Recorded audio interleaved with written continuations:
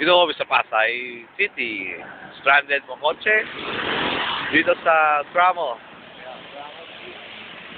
Tramo. Dito mo Sofia. Nagutom na rin po siya. Ano na po? Oras natin mag-aalas 11 na po. Ito po ang Central Club member na bago. Ha? Central Club. Ha? Ito po. Mami, hindi pa kami kumakain dito, Mami. Buti na lang, may dala si Sophie na chichirya na kinakain namin. Tanghalian, tanghalian. Tanghalian. Malapit na sa airport na kayo pupuntahan.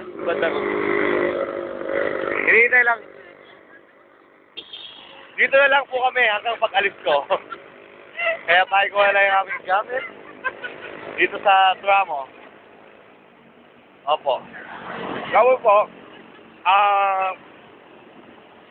Dito sa kalsada to, kabila eh. Actually, yung aming sinasabi dito, hindi na namin alam dahil kami gutom na. Kaya, dito, Central Club. Tapos, Central Club.